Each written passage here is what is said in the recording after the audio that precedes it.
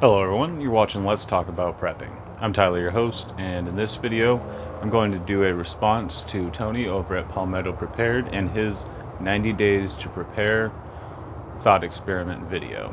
Now, I've titled this 60 Days to Prepare because between his filming and editing time and my delay in response time, it's about 60 days from the date that he was talking about, which is to say November 3rd, voting day, which is the day that many people have sort of pinpointed as the day that things might get a little crazier again.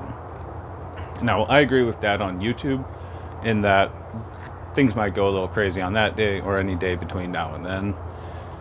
But it may also be that that day comes and goes, and the craziness that we expect on that day is delayed for some unknown day in the future when the election screwiness really comes to a head. But I think we can all agree that the political uncertainty, the social uncertainty, the events surrounding Trump, if you will, are probably going to be the cause for more concern and perhaps lack of security for many of us. That's the reason that for many people, the next 60 days are the days that they have to prepare. But whether you're talking about political uncertainty, social uncertainty, an asteroid, aliens, or whatever different Jumanji event might be coming, we're asking you, what do you need to do in the next 60 days if that's all that you have? Now, as for myself, this just means a continuing expansion of my preps. I've always advocated for a very basic first oriented prepping plan.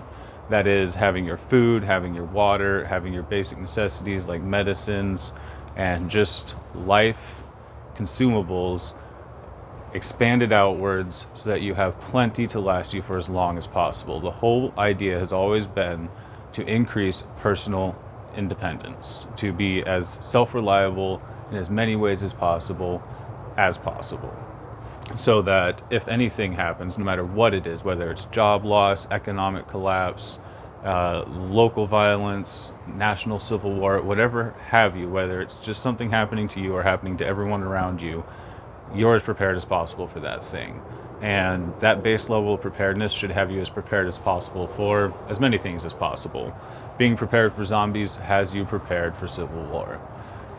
It's a little bit tongue-in-cheek, but that's something that I've always said. If you're prepared for the worst things, you're prepared for the most things.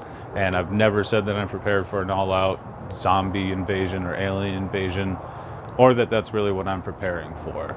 But I'm confident that what I've been doing has me as prepared as I can be at this point for general unrest, which is what we face. And maybe an asteroid. But I would suggest that no matter what you're preparing for, you use this as an opportunity. I like the metaphor, this Jumanji game of a year to really put things into perspective, really get yourself thinking about what you need to be doing, because this is the year that it's going to happen. And I believe that. Maybe not the crazier stuff if you've got that in mind, but I think that we can all really step back and go, all right, it's not a game anymore. It's not just my favorite series on YouTube. We're living in a world where everybody's agreeing it's time to get ready. So my basic preps, my food, my water, my security, everything, I just continue to expand incrementally. But the one thing that I've definitely thought of the most that is a big gap for myself and for many people is community. I think that the more and more that we see, this is not going to be one of those ones that you simply can hide in your house and get away from. Because if the pandemic was like that, then we'd all still be bugging into our houses just as hard as we might have feared that we needed to be at the very beginning. And this fall we may end up doing that, depending on how the second wave goes, or whatever we may face. But I think that it's safe to say that it's good to know your neighbors, and it's good to have friends and family that you can rely on. It's good to find them right now. It's good to start talking to people who you think might align with you ideologically in whatever ways are important to you and that you think are going to help you survive most and suit your moral framework. Because I think that we see more and more that knowing the people around you, having people who trust you, being a pillar of your community is going to be one of the most important things to ensure that you don't end up on the wrong end of some social event that you don't have any place being on the wrong end of. So that's my main message to you. My thing that I'm most concerned about lately is meeting the people who are sane and who are going to work to keep this world going in a good, moral, and productive way. Because I think that what we face is social unrest that threatens to unravel the good social framework that we've enjoyed in the Western world.